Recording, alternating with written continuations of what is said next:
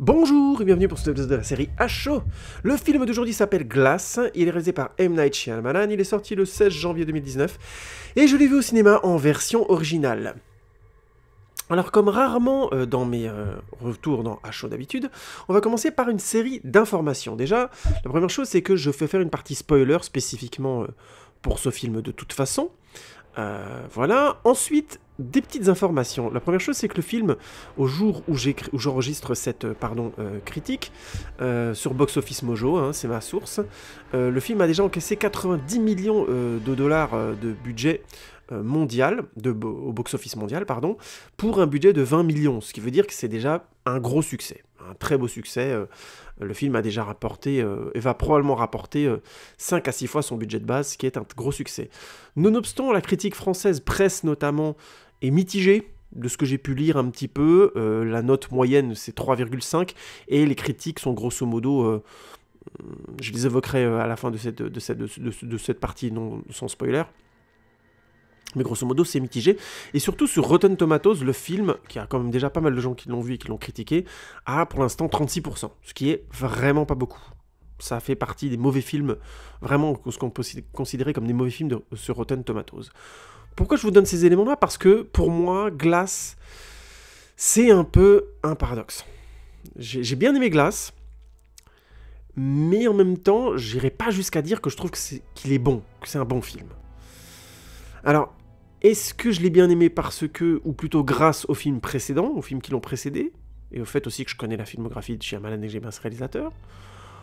Ou est-ce que c'est vraiment parce que c'est un film sympa, à défaut d'être un bon film? Je vais commencer mon analyse par mon point de vue actuel sur la filmographie de Shyamalan. On va faire un petit historique là. Grosso modo, c'est un réalisateur à la filmographie, bon, de toute façon impressionnante. Hein, je vous conseille de voir tous ses films si vous avez l'occasion. À l'exception des deux premiers que je n'ai pas vus moi-même, donc je peux pas trop les conseiller, qui s'appellent Praying with Anger et Wide Awake. Si vous les avez jamais vus, bah, sachez que par exemple Durandal a sorti une excellente review dessus que j'ai partagée, que je vous conseille de voir. Notamment si vous avez déjà vu les films de Shyamalan, parce qu'ils spoilent de tous les côtés. Et il vaut mieux voir les films de Shyamalan avant de se les faire spoiler, ce serait vraiment dommage. Mais c'est une excellente review, et lui, il a vu Praying with Anger et Wide Awake, et il vous en fera une critique. Moi, je ne vais pas m'exprimer là-dessus, j'ai commencé à voir ces films surtout à partir du Sixième Sens, qui est un excellent film et qui a été un énorme succès public et critique, qui l'a un peu catapulté, comme le nouveau Spielberg, un très grand réalisateur, blablabla. Et du coup, il a confirmé notamment avec Incassable, Signe, Le Village. Sachant que le divorce avec le grand public a vraiment commencé à partir du film Lady in the Water, la jeune fille de l'eau. La critique a encensé le film encore, mais le public a été un petit peu divisé. Et puis son premier vrai échec critique et public est venu avec le film Phénomène. Le film a plutôt bien marché, mais globalement, la critique et le public a été déçu. En parallèle de ça, il a commencé à avoir une embrouille avec Walt Disney. Je crois que déjà Phénomène, il le produit déjà avec une autre boîte de production. Walt Disney, qui juste là était la maison mère de sa boîte de production, hein, qui le produisait, qui lui permettait grosso modo de faire ce qu'il voulait. Pour la petite parenthèse sur le film La jeune fille de l'eau, il a fait construire tout un décor qui est grosso modo un hôtel en entier. Je caricature, enfin c'est pas un hôtel, c'est un grand immeuble d'habitation, de studio et de 3 ou 4 pièces, si je dis pas de bêtises, c'est vraiment petit comme ça. Et le décor, tout existe, quoi. Ils ont construit complètement le bâtiment, ce qui est, en termes de budget, absolument délirant. Donc voilà, Walt Disney lui permettait ça quand même. Et donc il a une brouille avec Walt Disney, il fait Phénomène qui est un échec donc public aussi. Et du coup il a une petite traversée du désert où on peut constater vraiment des doutes visibles dans ses choix de films. Notamment en décidant de faire l'adaptation d'abord de The Last Airbender, le dessin animé. Adaptation foirée, hein, qui est probablement, selon moi, son plus mauvais film. Il enchaîne avec After Earth qui est en fait un Will Smith movie qu'il foire assez bien. Le film a vraiment de gros problèmes. Même s'il a des qualités, mais il a de gros problèmes. Et venant de Shyamalan faire un Will Smith movie, c'est quand même assez décevant, donc c'est encore une fois un échec public. Et finalement, après vraiment 5-6 ans comme ça difficiles, il retrouve contact avec le public avec l'excellente et très solide série B de Visit, qui est une réussite aussi bien publique que critique. et qui est pour moi un retour vers la série B, des petits budgets comme ça pour se rassurer. Peut-être aussi parce qu'avec les productions, il s'est grillé un peu et que c'était compliqué, hein. Ça je pense que c'est tout à fait possible, mais quand même, le voir retourner vers de la série B alors qu'il avait fait des films vraiment, des blockbusters très très chers, hein, comme The Village ou La Jeune Fille de l'eau, encore une fois, Signe, hein, aussi, très très gros budget à l'époque, c'est quand même quelque part surprenant, mais on sent qu'il avait envie de retrouver une certaine maîtrise, pardon, de ses films. Et il va continuer dans le même style, entre guillemets, en faisant Split, qui est aussi une solide série B, alors qui est peut-être un peu plus que ça, peut-être, mais qui, dans son budget, dans sa forme, dans son développement, est un vrai un thriller de série B à proprement parler. Alors pourquoi je vous ai fait un petit historique un petit peu profane de sa filmographie, par ses succès et ses échecs aussi bien publics que critiques? Et bien c'est parce que je pense que Shyamalan est visiblement affecté par la notion de succès. C'est visible dans ses films. Après l'échec de La Jeune Fille de l'eau, pourtant un de ses films les plus aboutis, les plus tranchés, les plus singuliers, mais qui en même temps c'est resté organique, hein, c'est vraiment un bon film, La Jeune Fille de l'eau. Et bien l'échec public déjà l'amène déjà à avoir un premier revirement entre guillemets vers un style de série B, puisque Phénomène est un film de panique. Alors c'était encore un gros blockbuster à l'époque, et le film de panique est un style très populaire aux États-Unis, hein, notamment, qui attire beaucoup le grand public. Alors il se trouve que le Phénomène est un échec parce que le film rate ses effets, mais c'est surtout un film beaucoup plus mainstream avec une catastrophe naturelle comme sujet principal, encore une fois un sujet très populaire, alors que les films précédents comme The Village, ça se passait dans un village, dans la forêt, La Jeune Fille de l'eau c'était une fable, donc voilà, c'était vraiment de gros risques, hein. On est dans une période cinématographique encore assez cynique, faire des films, des fables et des choses comme ça, des comédies musicales, c'est pas ce qui marche le plus, ça peut marcher, mais ça n'a jamais vraiment retrouvé l'essor que ça pouvait avoir, notamment dans l'âge d'or d'Hollywood avec les comédies musicales, par exemple, hein. Moi j'aime pas spécialement les comédies musicales, mais il faut que j'admette qu'on est quand même dans une période assez cynique par rapport à ça, et on a un certain rejet, moi-même, assez épidermique du style, parce que on a perdu en capacité d'émerveillement, je pense, face à cette forme, en tout cas, de cinéma au minimum. Et ensuite, il a enchaîné du coup avec The Last Airbender, le film suivant, qui sonne vraiment comme un besoin de retrouver bonne grâce aux yeux du grand public, adaptation de dessin animé, sujet familial, grands effets spéciaux et tout ça.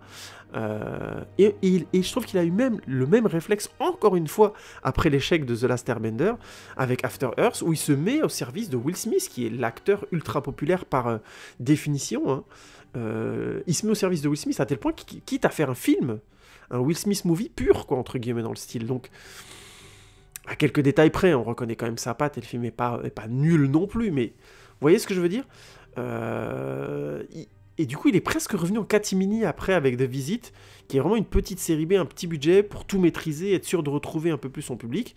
Et il a eu raison, ça a marché. Et du coup, après la réussite de The Visit, il a de nouveau enchaîné avec une série B parce qu'on sent vraiment qu'il a été choqué par ses échecs publics et que il veut pas revivre ça, ce qui est tout à fait compréhensible, hein. Je dis pas que c'est étonnant. Je dis juste que ça, dans sa filmographie, c'est assez flagrant, je trouve. Donc il a fait cette série B comme ça, Split, qui est un peu très efficace, mais qui a une ambition, quand même, une aura de blockbuster. Et c'est logique que les films de Shyamalan, encore une fois, aient une sorte d'aura, un désir d'être au-delà de la série B, parce que Shyamalan, c'est un réalisateur de série A, je caricature, hein, si je dois utiliser une métaphore, série B, série A. C'est un réalisateur de blockbuster personnel et intelligent, encore une fois, je vous conseille de revoir La Jeune Fille de l'eau et constater que le décor a été construit en entier. C'est des trucs qu'on voit dans des techniques et des éléments de décor de blockbuster pour un film très très très personnel, encore une fois. Et je parle même pas de The Village, où le village a quasiment été construit en entier, enfin voilà quoi, des budgets énormes pour des visions très très très personnelles. Shyamalan, en ce sens, était très, entre guillemets, chanceux, même si, encore une fois, il l'avait mérité, je pense. Mais quelque part, tout ça pour pointer que Shyamalan est toujours quelque part à la recherche du grand public.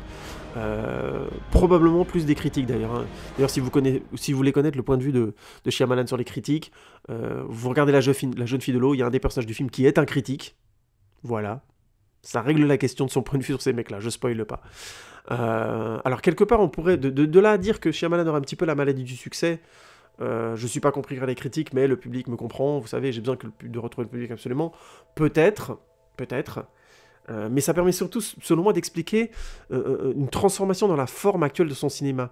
Son style de film a vraiment perdu en académisme lourd pour aller vers une efficacité presque froide, presque celle des séries B actuelles de cinéma.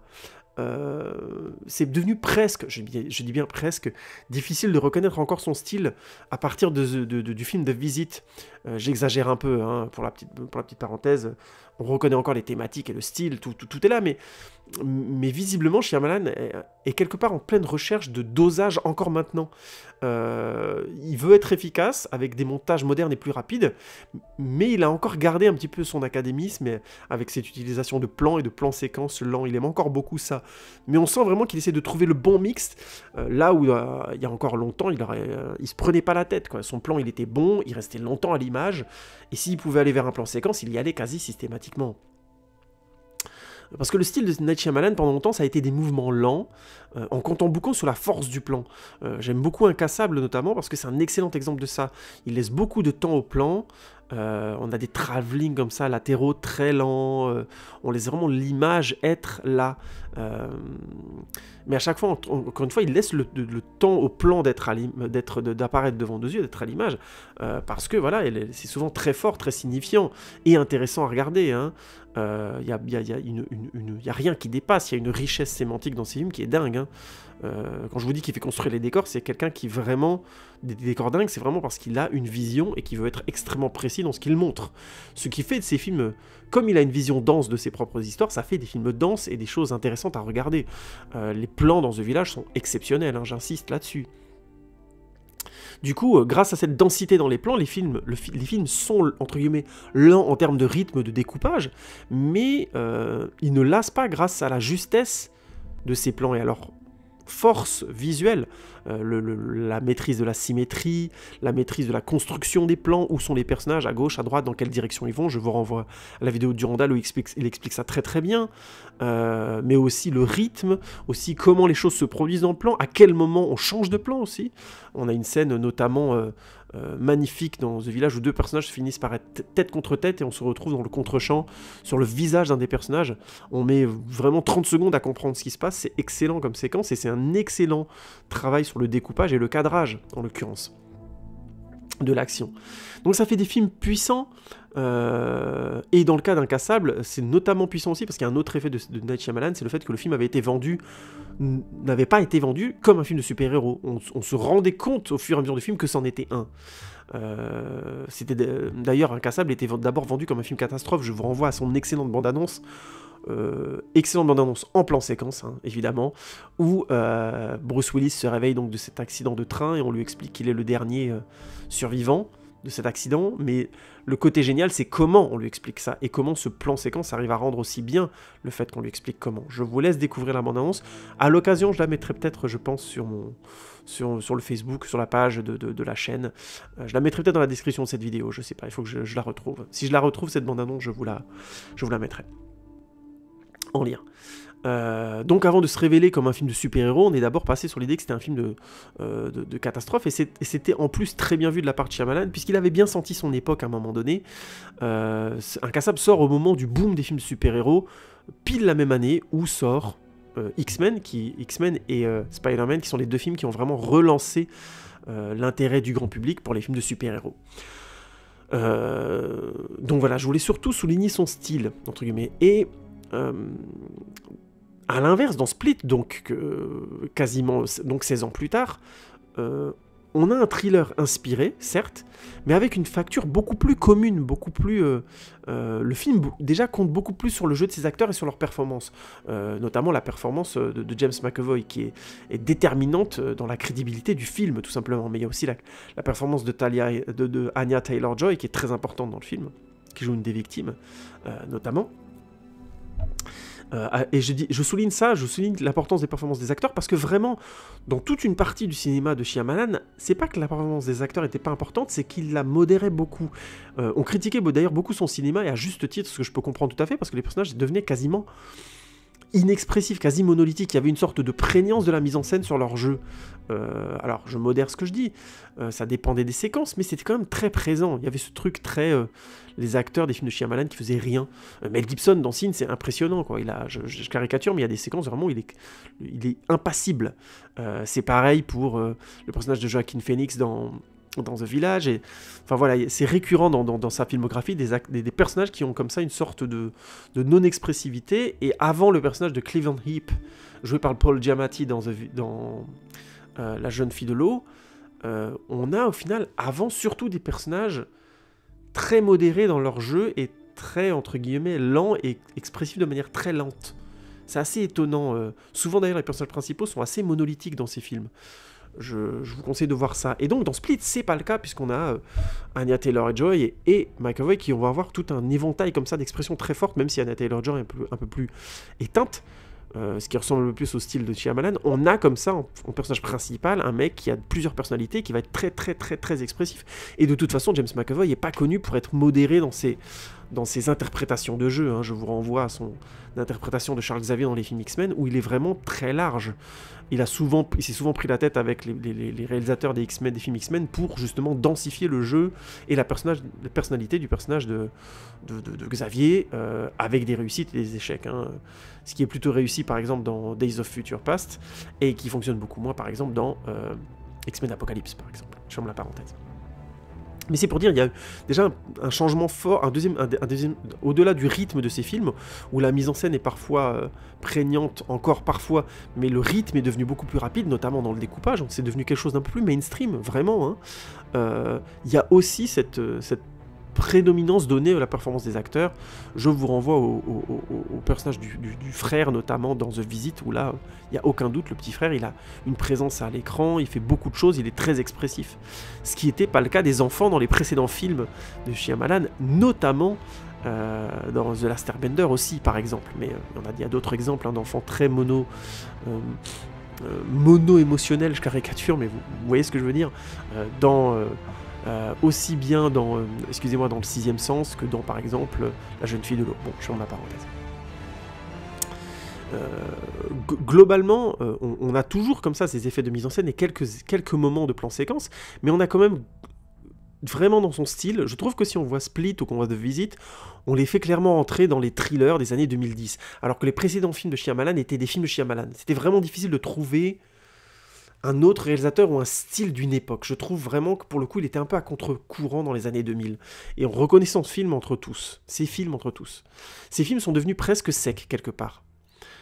Alors encore une fois, il l'emporte grâce à la mise en scène puissante des moments clés. La dénonciation notamment du violeur dans la dernière partie, dans la partie finale de Split, est vraiment un excellent exemple de plan long, bien maîtrisé, avec un découpage et un chant contre chant extrêmement signifiant. Donc ça reste du haut niveau de réalisation. Mais vraiment, il faut le dire, Split, par exemple, est un film plus sobre, voire même modeste, en comparaison d'Incassable, qui quelque part, dans sa lenteur, est quelque part un peu prétentieux, même s'il est puissant de facto. Bref, je vous fais cette longue intro pour pointer un peu la transformation du style de Shyamalan.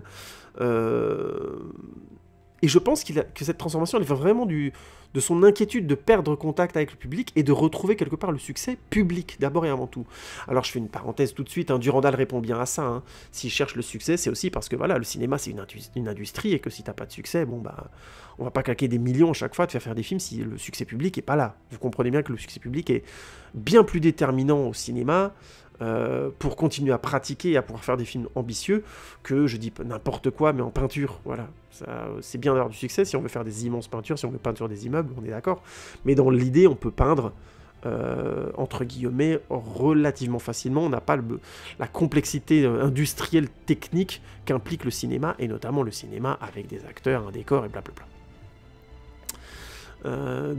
Pour moi, Shyamalan, du coup, il est allé un peu d'un cinéma de films prétentieux parce que lent, mais en fait qui était aussi profond, fort et juste grâce à ça, grâce à cette lenteur, grâce à cette quelque part prétention qui était, je trouve, justifiée souvent, vers un cinéma plus mainstream dans son rythme, dans son découpage, mais qui donc a aussi perdu un peu en densité, en profondeur, au profit peut-être d'une efficacité plus froide.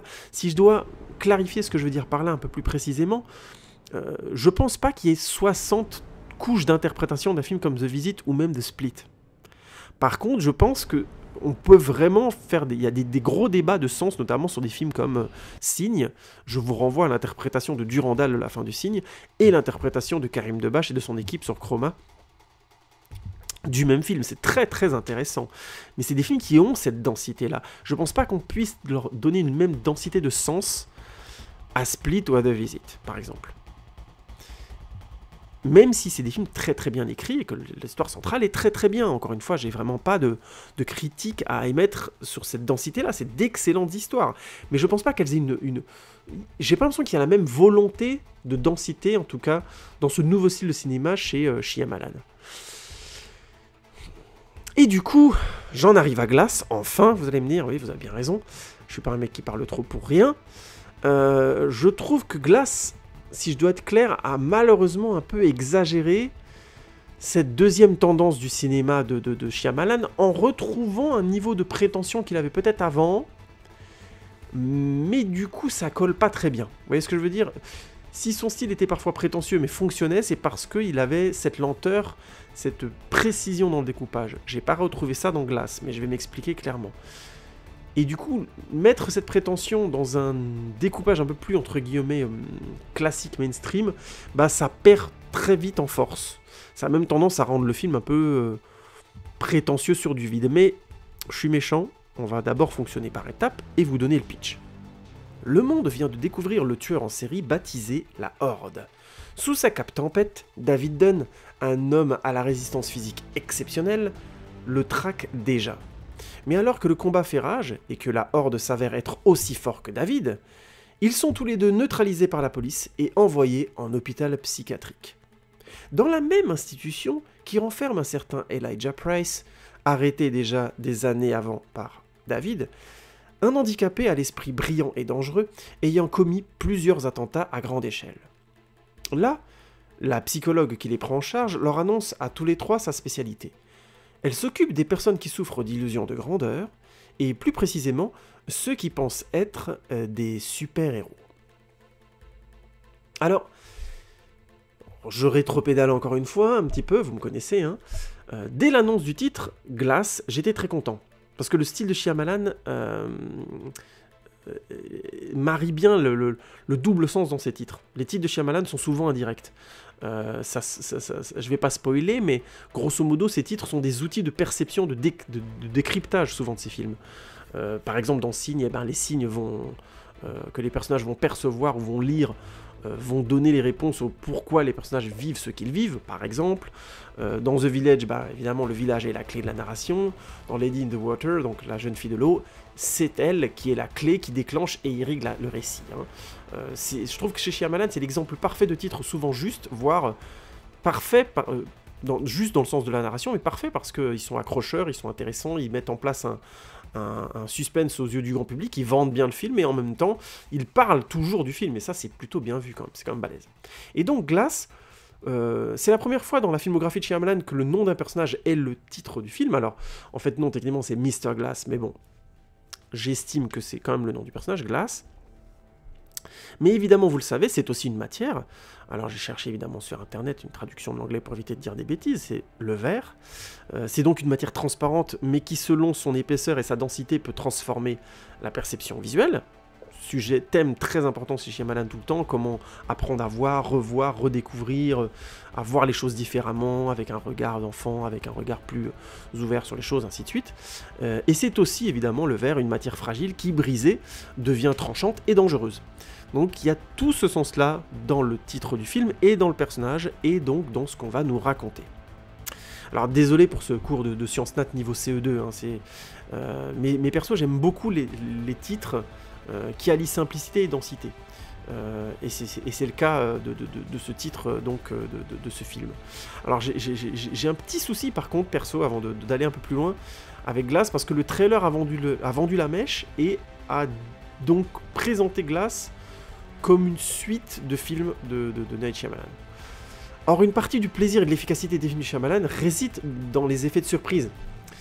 Notamment parfois avec ces fameux twists de fin de film. Durandal y répond très très bien. On a un peu réduit son style de cinéma à ça. Évidemment, c'est beaucoup plus que ça, Shyamalan, mais effectivement, dans beaucoup de ses films, il y a des twists à la fin qui transforment complètement l'histoire et le point de vue qu'on a sur l'histoire. Et donc, cette bande-annonce qui a un peu vendu la mèche, pour moi, c'est vraiment dommage parce que Comme on sait que Glass est une suite de films, je pense que ça peut casser les twists et la qualité des fins des précédents films de Shyamalan. Parce que je trouve que c'est une des forces de ce film de ne pas s'affirmer, de ces précédents films notamment, qui font partie de la trilogie avec Glass, de ne pas s'affirmer de prime abord comme des suites ou comme des films faisant partie du même univers. Et donc c'est vraiment dommage, si on voit la bande-annonce de Glass ou si on voit Glass, de savoir que du coup les films précédents sont partie de cet univers-là. Donc je vous conseillerais de voir les films de Shyamalan avant, dans l'ordre, et de ne pas savoir du coup pour vous garder la surprise, parce que ce serait cool.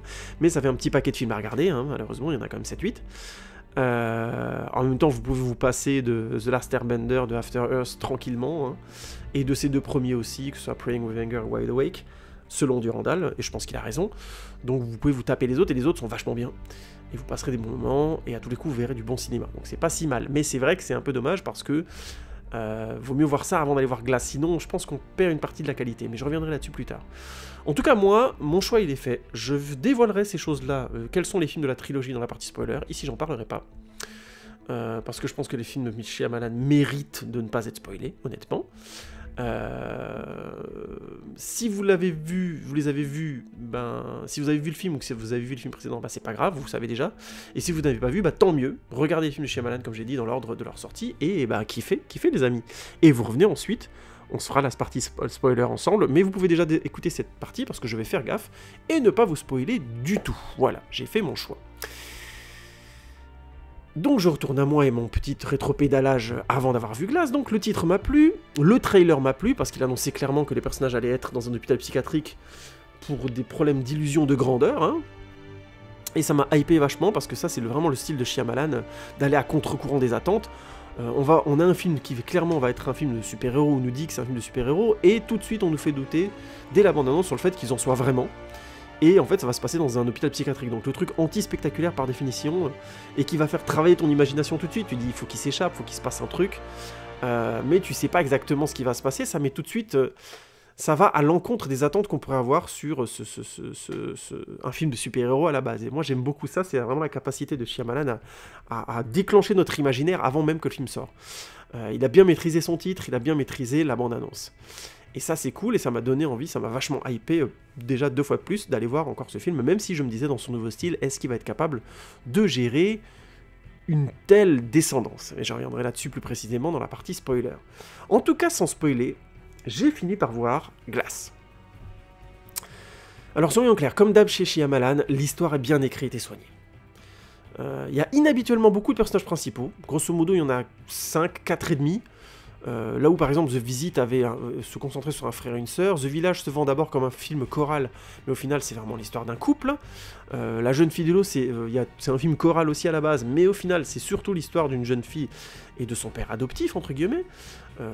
Et ici donc on a par contre clairement 3 personnages principaux, donc Kevin, le tueur en série, la Horde, et Elijah, qui est le fameux, le gars qui a fait les attentats, et qui est donc l'handicapé génie, prétendu génie en tout cas, et puis David, le super-héros entre guillemets, qui pourchasse la Horde et qui s'est donc fait arrêter. Donc on a déjà leur histoire à tous les 3. Ensuite on a la psy qui est aussi importante dans la narration, et on a enfin le personnage de Mia, qui est donc une ancienne victime de la Horde, de Kevin, et qui est aussi au centre de l'histoire. Puis on a le fils de David aussi qui est présent, mais lui je pense qu'il est un peu plus secondaire, je pense que je lui fais pas injure en disant ça. Donc on a grosso modo 4 personnages principaux et demi, ce qui ça fait beaucoup. Shyamalan a rarement traité une histoire, il y a vraiment 4 grandes lignes narratives à traiter et à conclure en l'occurrence. Et ben franchement je trouve que c'est pas forcément réussi. Déjà les trajets d'Elijah et de Kevin sont plutôt clairs. Dans la narration, je trouve que ça fonctionne plutôt bien. Par contre, le trajet de David, il me semble trop simple ou faussement compliqué. Son enjeu de départ, arrêter la Horde, il évolue peu dans le film au final. C'est dommage parce que le personnage a une belle histoire familiale qui est résumée de manière très très rapide. Mais vraiment très rapide, c'est une mini-séquence, limite. Ensuite, il y a le rapport avec son fils, et voilà. Grosso modo, ça change plus jusqu'à la fin. Une fois qu'il est mis en place, lui, grosso modo, il traverse l'histoire en ayant un rôle important, mais grosso modo, on a plus l'impression qu'il subit l'histoire. Alors c'est culotté, c'est de faire du super-héros, du gentil, entre guillemets, de l'histoire, celui qui subit l'histoire. Mais c'est un peu dommage. Et c'est dommage parce qu'il y a de belles séquences et de belles idées pour densifier son histoire, notamment le fils de David, qui est amené à rencontrer la fameuse psy, parce qu'il essaye, grosso modo, de rencontrer la psy, hein, puisque son père est interné. Et je vous laisse découvrir pourquoi. Il va voir la psy, et grosso modo, la psy arrive à le convaincre, ou au moins le faire douter sur le fait que son père soit fou, ou soit pas du tout un super-héros. Et ça, c'est plutôt bien vu, puisque David et son père sont en relation quand David sort faire le super-héros dehors, on le voit un petit peu le faire au début du film, et elle a, comment dire... Lui, il voit rien, il est en contact radio avec son père, donc il peut toujours s'imaginer que son père lui dit qu'il a des super-pouvoirs et machin truc. Mais au final, il peut avoir un doute sur la vraie nature de cette force. Peut-être qu'ils ont cru qu'il était très fort, alors qu'en fait, qu'il était, entre guillemets, indestructible, alors qu'en fait, il est juste un mec très fort, ce qui est déjà très bien, mais c'est pas de lui un super-héros non plus. Et ça, je trouve que c'est plutôt bien écrit, puisque ça met un doute chez le fils qui fonctionne plutôt bien. C'est une belle écriture, et c'est plutôt efficace dans le film. Alors, je fais tout de suite une parenthèse, on ne peut pas y croire, hein, nous, en tant que spectateurs. Donc, c'est un moment d'histoire un peu bizarre, où le film s'alourdit un peu là-dessus.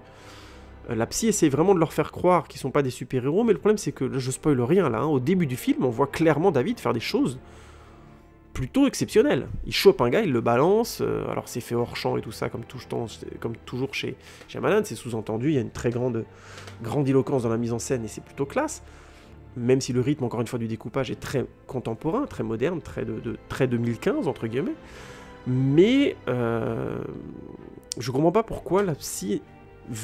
Je vois pourquoi la psy essaie de faire croire ça au fils de David, c'est cohérent, mais nous, en tant que spectateurs, on peut pas être proche du point de vue du fils. C'est pour ça que je considère que le fils, c'est pas vraiment un personnage. C'est plus un outil pour montrer que, voilà, elle arrive à mettre du doute, et surtout que, voilà, il y a de quoi douter de la santé mentale de ces différents mecs. Mais on a déjà vu David faire des choses assez exceptionnelles avant, donc du coup... Je sais pas, je crois pas qu'on puisse y croire. C'est un peu bizarre comme moment, ce passage dans le film. Heureusement, c'est pas alourdi, mais... Même si j'ai trouvé la séquence intéressante, je me suis dit qu'on peut pas y croire. Alors pourquoi s'apesantir dessus? Pourquoi s'apesantir sur le fait que la psy essaie de leur faire comprendre qu'ils sont fous? Alors que tu dis, bah non, ils ont déjà fait des trucs là, c'est pas parce qu'ils sont fous qu'ils arrivent à faire ça. Enfin, vous voyez ce que je veux dire? C'est un peu étrange comme choix, mais bon, imaginons. Mais ça reste intéressant comme outil, parce que notamment son personnage de Kevin, c'est intéressant. Qui peut mieux s'auto-persuader qu'il est quelque chose qu'un mec, qu'une personne qui a un trouble des personnalités dissociatives. Donc avec 24 personnalités, puisque c'est le cas du personnage de Kevin. Donc il se montre le bourrichon, il s'imagine qu'il est très fort et machin, je comprends que du coup les différentes personnalités puissent y croire.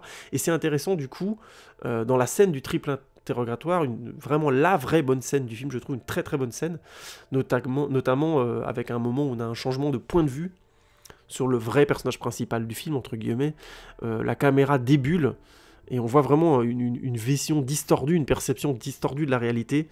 C'est une scène vraiment efficace, je trouve. Et dans cette séquence, on a donc le moment où Kevin, et donc par l'intermédiaire de ou plutôt sa personnalité Patricia, qui elle doute à un moment donné des capacités extraordinaires que l'un d'entre eux, donc la bête, l'une des personnalités de Kevin, devrait avoir. Et ça fonctionne vraiment bien. Et c'est vraisemblable parce que voilà, elle peut tout à fait ne pas être témoin. Grosso modo, les personnages de Kevin, ils disent qu'ils passent dans la lumière, qu'ils attrapent la lumière quand ils prennent le contrôle du corps de Kevin. Donc les autres ne voient pas ce qu'ils font. Ce qui sous-entend qu'ils ne voient jamais vraiment de visu, ce que la fameuse bête est capable de faire. Donc qu'on arrive à les faire douter, je trouve ça assez intéressant. Et c'est une scène qui fonctionne évidemment parce que globalement, James McAvoy est impressionnant. Il a une capacité à changer de personnage tout en donnant de la vraisemblance quasi instantanément qui est spectaculaire. Peut-être trop d'ailleurs. Shyamalan en rajoute un peu par moment, je trouve. Il y a plusieurs scènes où le changement de personnalité à la volée est pas toujours pertinent, ça fait un peu monstre des foires. C'est un défaut qui était déjà un peu présent dans le film précédent, mais là en l'occurrence, je trouve que le perso que McAvoy reste une des attractions du film, je trouve plus impressionnant que agaçant, personnellement. Mais je peux comprendre qu'on trouve ça agaçant et que je suis d'accord, à un moment donné, Shyamalan, il exagère un peu. On a une séquence où, grosso modo, le psy a trouvé une technique très vite pour provoquer la transformation des différents de passage des différents personnages, des différentes personnalités, par exemple, pardon, chez Kevin, et en utilisant notamment une grande lumière, comme ça, en utilisant une sorte de flash. Et honnêtement, c'est un peu longuet pour pas grand-chose. On a vite compris que voilà, il vaut mieux pas tomber sur la bête, il vaut mieux tomber sur les autres. Bref. Mais du coup, on a le temps de voir la performance exceptionnelle de McAvoy, encore une fois. Alors, peut-être aussi qu'un acteur comme McAvoy, c'est peut-être un plaisir coupable aussi, hein, chez Shyamalan. Hein. Ça expliquerait peut-être ce côté un petit peu gourmand de le voir faire 15 personnages. Hein, puisque, comme je disais, chez Shyamalan, c'est souvent des personnages très neutres. C'est un gimmick de son style, hein, les personnages qui ont une émotion. Alors, parfois, c'est très efficace, donc, comme dans Signe, et parfois, c'est diminuant, notamment quand on a un acteur comme Will Smith et qu'on l'utilise comme ça dans un film comme After Earth. Au-delà du fait que After Earth a plein de soucis de scénario et que, évidemment, le scénario n'était pas de Shyamalan. Bref. Et ici, ça arrive d'avoir des problèmes de scénario chez Shyamalan, mais il a écrit des scénarios formidables aussi. Hein.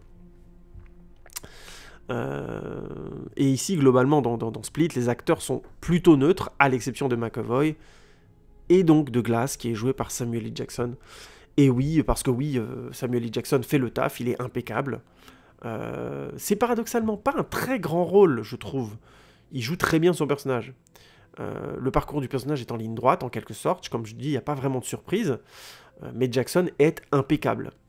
Et il est moins monolithique parce que c'est Samuel L. Jackson. Il sait jouer des choses très, très différentes et très complexes.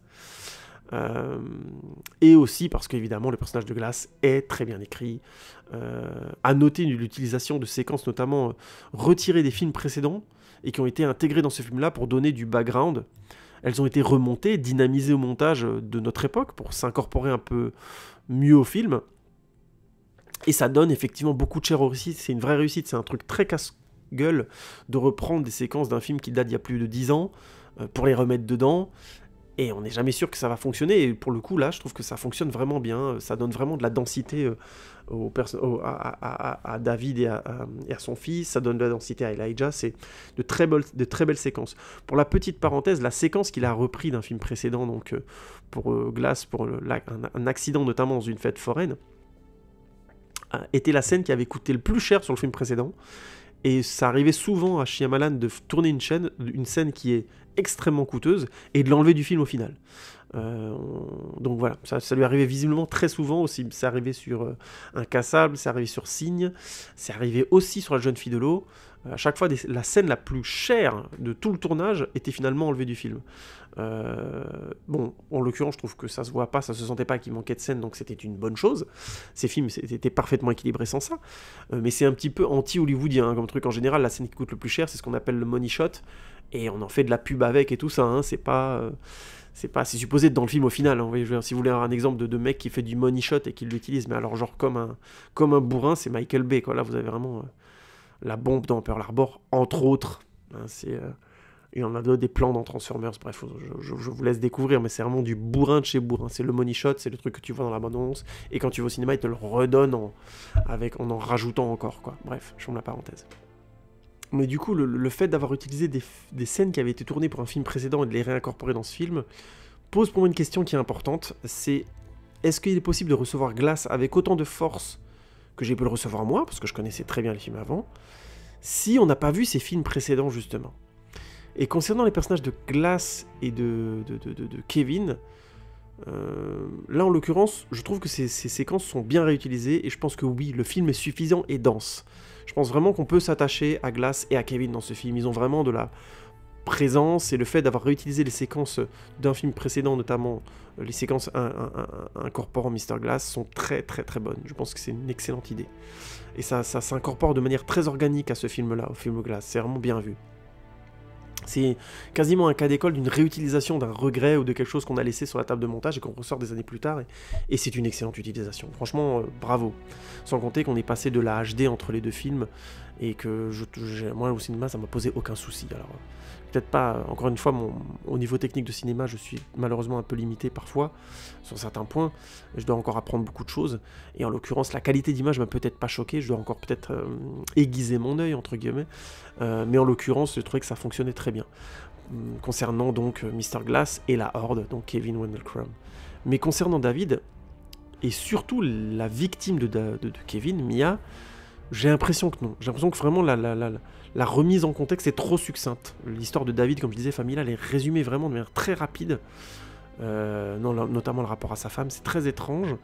Et surtout, il manque un passage très important de la vie de David qui reste trop sous-entendu. Donc, moi je dis surtout, ce passage-là avec sa femme, il est vraiment trop sous-entendu. Il y a quelque chose qui manque, je trouve, vraiment dans la narration.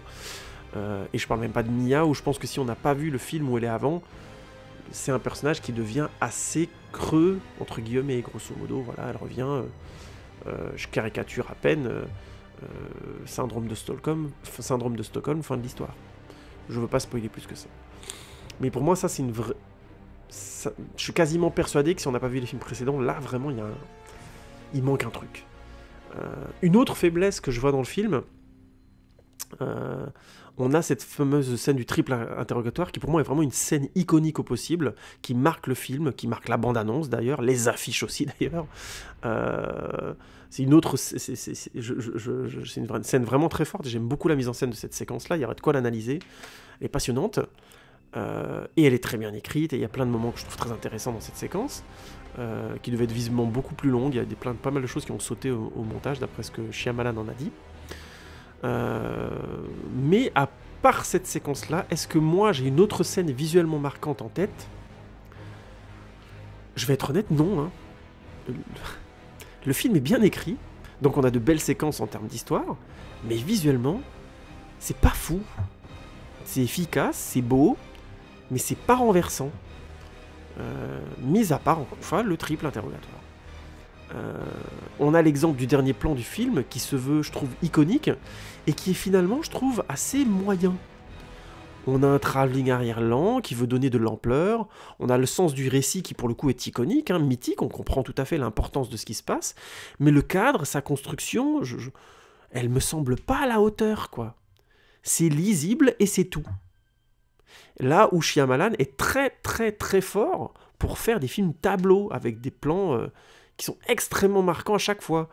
L'exemple du dernier plan du village, par exemple, qui est un tableau qui est magnifique, qui est puissant en termes de sens et visuellement très intéressant. Le dernier plan de Incassable, le dernier plan de La jeune fille de l'eau. Enfin là, on a des plans qui sont vraiment très très forts, très tranchés. Pour moi, le dernier plan de ce village, c'est l'archétype d'un plan parfait de fin de film. C'est génial. Comme ce plan est monté, comme il est... Le point de vue, c'est excellent. Alors, je me modère un petit peu sur ce dernier plan de glace qui est un peu, pour moi, qui exemplifie un petit peu l'absence de séquences très fortes sorties du triple interrogatoire. Parce que le dénouement du film... Attendez, non, avant de parler de ça, je veux juste parler du découpage, enfin, pas du découpage, excusez-moi, de la construction des plans. Encore une fois, on a des plans superbes, mais je trouve qu'ils sont pas très marquants, ils me sont pas restés en tête, comme j'ai pu en garder 4, 5, 6, 7 sur Incassable, 7, 8 facilement sur le village, que je peux vous citer de mémoire comme ça, vous voyez ce que je veux dire? Alors j'ai vu Glace qu'une seule fois, je me mordrai peut-être la langue dans 6 mois quand j'aurai revu le film et je ferai une review pour dire j'ai dit de la merde sur ce point-là, le film est extraordinaire, il y a des plans formidables et j'étais juste pas assez reposé quand j'ai vu ce film, tout à fait possible, mais franchement pour l'instant je suis assez convaincu de ce que je vous dis, je trouve que il manque vraiment des plans de poids face à ce triple interrogatoire qui est tellement fort qu'il a marqué la bande-annonce et les affiches du film et que je trouve que le film ne retrouve pas un autre plan de cette puissance-là. Alors j'insiste, encore une fois, je modère un petit peu ce que je dis, comme je disais avant, le dénouement est vraiment couillu, il est fort, il est intéressant, l'histoire a ses vrais beaux moments aussi, hein, la conclusion de l'histoire de Kevin, malgré les exagérations de l'utilisation des multi-personnages de McAvoy, parce que effectivement c'est un peu lourd à ce moment-là, moi ça m'a tout de même touché, je trouvais que ça fonctionnait au final, que c'était une belle conclusion. La conclusion du personnage d'Elijah est vraiment bien aussi, tout comme celle de David, hein, mais c'est pas folichon non plus en termes d'image, en termes de cadre. C'est bizarre, c'est paresseux dans la mise en scène visuelle. Et c'est venant de Shyamalan, c'est stupéfiant. Globalement, je trouve que le dernier acte du film est assez grossier en termes de cadrage. Surtout venant de Shyamalan, tout est vraiment, on est dans des gros plans, c'est limite ce qu'on aurait pu faire de plus simple sur cette histoire. Et c'est peut-être là mon problème, c'est surtout que ça vient de Shyamalan, quoi. Shyamalan, c'est un mec qui m'a bouleversé plusieurs fois. La jeune fille de vélo, c'est un film qui à chaque fois m'émeut, qui m'a ému aux larmes pendant longtemps et qui me met encore beaucoup. Le Village aussi, Incassable aussi. Enfin voilà, c'est un mec qui a ce truc, quoi. Il fait des films qui sont très très très forts, très touchants. The Visit, c'est un film très très fort sur son fond. L'histoire qu'il raconte, il la raconte très bien, elle est très émouvante, avec une part de noirceur en plus. Je vous renvoie à ma critique. Ah ben non, j'ai pas fait de critique de The Visit, j'ai fait une critique de Split. Excusez-moi, il serait temps que je fasse une critique de The Visit, on est d'accord, on est tous d'accord. Donc voilà, c'est vraiment un mec qui est capable de te toucher, de t'émouvoir énormément, et là, être juste touché, après en plus 3 films, c'est forcément un peu décevant, mais c'est encore plus décevant venant de lui. Vous vous souvenez, j'avais parlé dans ma critique de Split que Shyamalan, son style, c'était un peu, ça se résumait un peu par une phrase du genre, j'ai pas eu ce que je voulais. Le spectateur dirait, j'ai pas eu ce que je voulais, ce que j'attendais, mais ce que j'ai reçu, c'était mieux. Et ça, c'était vraiment une des grandes forces de Shyamalan. J'ai vraiment vécu beaucoup de ces films comme ça. Maintenant, j'ai un peu gagné en maturité en termes de films, donc forcément, ça me surprend moins. Je vivrai moins le syndrome comme ça, mais vous comprenez l'idée. Ici, plutôt, je dirais que ça se transformerait en... donc la phrase, c'était « j'ai pas eu ce que je voulais, ce que j'attendais, mais ce que j'ai reçu à la place, c'était mieux ». Là, j'ai envie de changer ça en disant « c'est un peu ce que j'attendais, et ce que je n'attendais pas est juste bien ». Et c'est un peu décevant venant de lui. On peut un peu symboliser ça par la musique qui ne m'a pas marqué, pour le coup. Or, justement, pareil, les musiques sont souvent marquantes chez Shyamalan. Il a eu une grosse collaboration pendant des années avec James Newton Howard, qui a fait la musique d'Incassable, de The Village, de La Jeune Fille de l'eau. C'est des musiques qui sont exceptionnelles. Mais genre exceptionnelles. Moi, la musique de Signe m'a moins marqué, mais c'est un film que j'ai moins aimé pendant longtemps. Il faudrait que je le revoie. Comme beaucoup de personnes, j'ai l'impression, je me suis fait un peu claquer le visage par Karim Debache dans sa critique de Chroma. Il faudrait que je revoie Signe et je pense que je vais l'apprécier mieux maintenant. Donc j'apprécierais peut-être mieux la musique maintenant de Signe. Mais perso, pour moi, là, les grandes musiques de ces films, c'est Incassable, Le Village, Lady in the Water, la Jeune Fille de l'eau. C'est des musiques, mais sont magnifiques. Je les écouterai, c'est des Madeleines de Proust, moi, ces zik-là, hein, pour vous donner l'importance qu'elles ont eue dans mes émotions. Il n'y a pas de musique dans le film The Visit, par exemple, mais c'est très efficace, justement. Il faut vraiment que je fasse un podcast sur The Visit, je le ferai. Laissez-moi un petit peu de temps, mais je le ferai, parce que j'ai aussi un après-film que je vais faire sur Incassable. Je vais beaucoup parler de Night Shyamalan, donc je vais pas vous gaver, je vais essayer de vous faire un Shyamalan par an, parce que sinon vous allez devenir fou. Déjà, là je suis largement en train d'exploser mon record d'un podcast sur un film, là, parce que je pense que ça va faire au moins 1h30 la partie sans spoil, et la partie spoiler risque de faire une demi-heure encore, donc voilà. Je suis en train de m'énerver, là.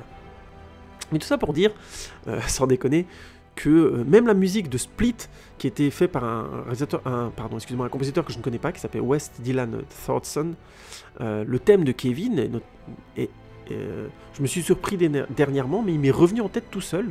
C'est un thème beau, angoissant, tragique. En fait, il est superbe ce thème musical. Peut-être que je sous-estimais un petit peu Shyamalan après Split. Après The Visit. Bref. Et donc, la musique de Glass, on a le retour donc de Wes Dylan Thornton, qui a travaillé donc sur Split. Et ben franchement, pendant le film, j'ai reconnu les thèmes des films précédents que j'apprécie, hein, notamment le thème... bon, je vais pas le dire, parce que sinon je veux éviter de spoiler le maximum, même si j'ai un petit peu spoiliné, veuillez m'excuser. J'ai fait des micro-spoils, donc j'espère que ça c'est pas trop, vous l'avez pas trop remarqué. Dans mon flow verbal, dans ma logorée maladive, je pense que c'est passé crème, mais bon, vous me direz. En tout cas, j'ai vraiment essayé de spoiler le moins possible. En tout cas, tout ça pour dire, la musique, j'ai compris le sens de la musique de Glass. Elle joue de la psyché d'Elijah, hein, y a une seconde comme ça qui est constamment scandée, une sorte de chronomètre, hein, très souvent, qui joue sur le chronomètre, le temps qui avance entre guillemets presque fatalement, et qui ressemble un peu à la pensée d'Elijah, toujours en train de préparer quelque chose, avec son cerveau qui carbure avec une dimension manipulatrice, et donc fatale, hein, parce que c'est ce qui est en fait bien vu et logique sur le personnage, mais j'ai trouvé quand même que le thème était pas très marquant. Il m'est pas resté en tête, quoi. Et quelque part, c'est un peu à l'image de ce film. C'est un film intelligent, je trouve, mais c'est un film qui est pas marquant.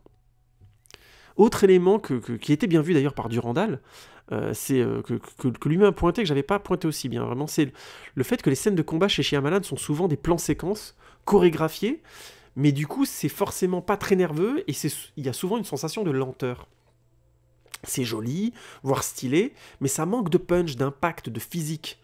Or, il y a beaucoup de scènes de combat dans Glass, et du coup ça rend le film un peu balourd, mine de rien. Shyamalan, je pense qu'il ne sait pas, ou alors peut-être qu'il veut pas, hein, c'est possible.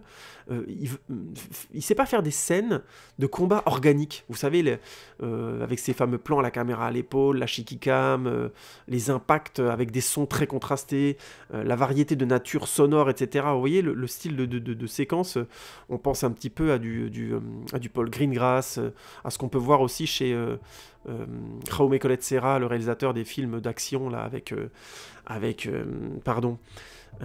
Liam Neeson, vous voyez, dans le genre non-stop, par exemple. J'en ai fait une critique, vous pouvez écouter, je parle notamment de ce style de mise en scène de combat.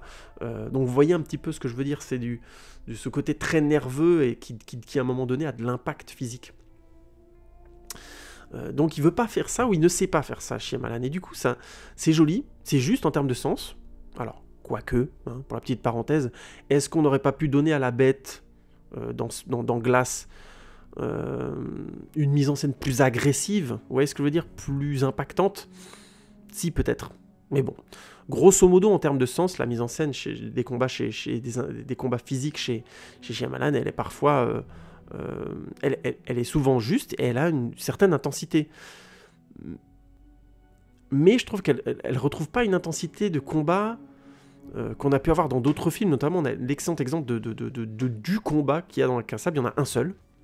Et ce combat, il est impeccable dans son sens et dans sa forme. Il n'y a rien à dire. Et pourtant, il est radical dans sa mise en scène. Enfin, je vais pas parler de ça parce que je ferai une vidéo sur Incassable et il faudra que j'en parle en long, en large, en travers de ça. Donc, c'est un sujet en soi, mais je vais résumer. Grosso modo, dans le style... Une séquence de combat, ça se prête à deux natures extrêmes, grosso modo, de chorégraphie, si on doit exagérer.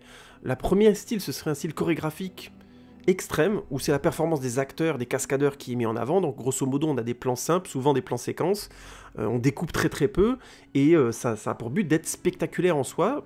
C'est quasiment une performance de cirque, vous voyez ce que je veux dire? Dans ce style-là, il y a le cinéma hongkongais, hein, Jackie Chan, tout ça, et puis la nouvelle vague thaïlandaise actuelle, Born to Fight, Hong Bak, The Raid et tout ça. Et dans un deuxième style, on va dire plutôt, il s'agirait quelque part de tendre l'attention en laissant durer le plan, pour augmenter la tension. Vous voyez ce que je veux dire? Donc on a dans ce même style deux objectifs. Le premier, c'est d'avoir quelque chose de spectaculaire dû à la performance des acteurs, et l'autre point, c'est de jouer sur la durée du plan pour augmenter la tension. On a notamment dans le film de Setup un match de boxe en temps réel. Donc ça rajoute vraiment un maximum de tension. On a aussi un plan séquence de combat dans Creed. Donc j'ai sorti une analyse sur Creed 1 et 2, j'en parle un petit peu, mais dans Creed 1, on a vraiment un plan séquence d'un combat, alors il triche bien sûr avec le timing et tout ça, mais qui joue complètement sur l'organicité d'un plan séquence qui dure, et qui donne du coup à augmenter l'intention. C'est très efficace parce que le réel, l'absence du couple nous renvoie inconsciemment à une forme de vraisemblance de plus en plus marquée. Donc voilà. Et dans le style plan séquence, ou dans le style chorégraphique, qui est le style de Shyamalan, je trouve que Glass est un peu dans un entre-deux. Ça se veut spectaculaire, mais la performance des acteurs, des cascadeurs dans le film est finalement relativement classique. En plus, il y a des découpages, c'est pas passionnant. Il y a notamment un coup que fait constamment le personnage de la bête, qui est de serrer les gens dans les bras. Il leur fait une sorte de câlin mortel. Hein. Je caricature, mais on sent vraiment que c'est un personnage, un être animé par une forme d'amour aussi, donc c'est assez étrange. Hein. Et donc il les écrase comme ça dans ses bras. Il le fait à plusieurs personnages dans le film. Et là, en l'occurrence, je trouve qu'il y a vraiment c'est pas très bien découpé, c'est pas très intéressant. Il fait ça, puis ensuite, en fait, on voit un gros plan sur les bras dans le plan. Enfin, vous voyez, c'est pas très joli, c'est pas très intéressant. Voilà, je trouve pas que ça aille très loin. Et donc, ça résume bien un petit peu ce côté-là. La performance des cascadeurs est trop, quelque part, classique pour être spectaculaire, et en même temps, ça se veut tendu, mais ça ne laisse pas assez de place à la durée des plans, de la durée du réel. Vous voyez ce que je veux dire? Ça joue pas assez sur la tension du plan séquence. Et du coup, on n'a ni l'un ni l'autre des effets. C'est ni vraiment spectaculaire à cause de la performance des acteurs, et c'est ni vraiment fort grâce à la durée du plan.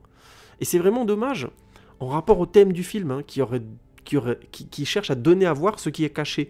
Du coup, ça aurait mérité ce côté documentaire, ce côté plan-séquence, ce côté durée dans le plan. Style que, encore une fois, Shyamalan a prouvé qu'il était capable de faire d'excellentes séquences comme ça. Je vous renvoie à la séquence d'Incassable, mais il y en a plein dans ces films. Et c'est vraiment dommage, encore une fois, là il y avait vraiment quelque chose à faire dans la mise en scène des corps où je trouve qu'il a été quelque part paresseux. Hein. Alors, pour conclure, est-ce que Glass est un bon film ? Oui, Glass est un bon film. Mais c'est tout. Et c'est pas suffisant. Je suis touché, moi, personnellement, parce que j'ai le bagage des films précédents. Donc je pense que c'est plutôt Glass, il vaut mieux le voir comme il est, c'est-à-dire après les films précédents. Si vous n'avez pas vu les films précédents, ça sert à rien d'aller voir Glass, je pense que vous allez vous déflorer les films précédents et en plus ne pas avoir un film très intense, il me semble. En l'état, Glass me semble être un film assez sec. C'est un film qui manque de chair par endroits, comme je disais sur l'histoire de David, et de quelque part de rythme. Je sais que c'est étonnant parce que le montage est plus actuel, mais j'aurais aimé du coup une plus grande... Vous voyez, c'est une question de dosage. Je pense que vraiment Shyamalan en ce moment, il recherche un petit peu un dosage entre un film de cinéma plus contemporain et où caser ces séquences qui lui ressemblent un peu plus. J'ai l'impression qu'il est un peu, limite, devenu un peu schizophrène dans sa mise en scène, dans son découpage notamment de ses films au final. Alors j'exagère parce que j'attends plus de ce que Shyamalan peut donner, mais ça reste un thriller correct, avec un fond réellement intelligent, hein. C'est malheureusement un peu balourd dans la forme, je vais développer ça dans la partie spoiler un peu plus précisément, parce que je ne peux pas aller plus loin sans trop déflorer l'histoire, mais ça reste un thriller tout à fait correct, je pense que le film se suit de manière tout à fait agréable, même si on n'a pas vu les films précédents, ça reste un bon thriller, mais venant de Shyamalan, on peut s'attendre à beaucoup mieux. Du coup, c'est une bonne conclusion dans le sens du film est une bonne conclusion par rapport à ses précédents, mais c'est en demi-teinte dans la forme, et du coup, forcément, ça fait un film mitigé. C'est peut-être un film qui a été écrit un peu vite, parce que je trouve moins plein, un peu désordonné venant de Shyamalan, et c'est étonnant venant de ce mec. Hein. C'est un mec qui a fait des films mais tellement réglés au cordeau.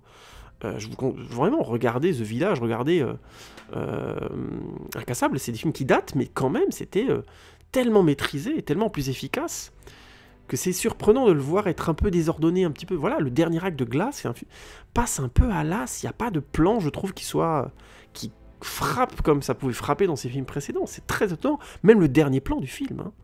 Et du coup, je pense que les gens qui n'ont pas accroché à l'histoire et qui ont d'autant plus pas connu les films précédents, je pense que c'est un film qui vont... Ah, ils vont lui donner. Hein. C'est un film qui va recevoir des critiques, je pense, assez terribles. Et pour moi, ça explique le 36% sur Rotten Tomatoes. Dans la dernière partie du film, il y a un manque d'application. Et je pense que ça vient du fait que peut-être le budget était un peu trop serré par rapport aux ambitions du film. Je pense que c'est un film qui n'était pas une série B, et en voulant le faire dans un contexte de série B, Shyamalan s'est tiré une balle dans le pied. Après, j'insiste, est-ce qu'il avait encore la possibilité de rentrer en contact avec une grosse production pour celui-là et le faire avec de meilleures conditions? Je pense que oui. 20 millions de $, ça me paraît vraiment pas beaucoup pour les ambitions de ce film, franchement, vu le casting et tout. Mais ça expliquerait peut-être, je pense, l'écriture pas assez aboutie, le manque de force de beaucoup de plans, par rapport à ce qu'il est capable de faire et par rapport à ce qu'on peut voir dans d'autres thrillers actuels aussi. Si je dois conclure cette partie sans spoil, c'est un peu une déception. Mais en même temps, je peux pas rentrer comme ça et dire, voilà, j'adore Shyamalan, je connais très bien sa cinématographie. Du coup, est-ce que je suis un peu dur? Oui. Je déconseillerais pas de voir Glass, c'est pas un mauvais thriller non plus, je peux pas dire ça. Mais ça ne reste qu'un thriller, là où ça aurait pu être beaucoup plus que ça, et on sent que Shyamalan voulait faire beaucoup plus que ça. Et c'est un peu dommage. Voilà, je vais m'arrêter là pour la partie sans spoil. Si vous n'avez pas vu le film, honnêtement, regardez les autres films de Shyamalan avant, puis allez-y. Je vous refais un petit peu mon petit conseil. Regardez la filmographie de Shyamalan, mais vous pouvez largement vous dispenser de ces deux premiers films, que ce soit Wide Awake et Praying with Anger. Vous pouvez aussi largement vous dispenser de The Last Airbender et de même Phénomène de Last Airbender et After Earth, vous pouvez vous en passer. Par contre, matez tous les autres, ça vaut le coup, vous passerez de très bons moments. Et puis découvrez Glass après, et je pense que vous passerez vraiment un bon moment, ça peut même vous toucher, comme moi ça m'a touché, en tout cas. Voilà, je vais m'arrêter là, je vous remercie beaucoup pour votre écoute. Je retrouve les petits qui l'ont déjà vu, les petits copains qui l'ont déjà vu dans la partie spoiler. Et pour ceux qui vont s'arrêter là, je vous remercie beaucoup de votre écoute pour ce long podcast. J'espère faire plus court dans la partie spoiler. N'hésitez pas à commenter, à me donner votre avis, ça m'intéresse énormément. Tweeter, Instagrammer, Facebooker et tout ça. Mais c'est surtout vos commentaires qui m'intéressent, vraiment. Dites-moi ce que vous en avez pensé. Et puis je vous dis à bientôt pour une prochaine édition de À chaud. Et pour les autres, on se retrouve dans la partie spoiler. À tout de suite ou à bientôt. Ciao, ciao.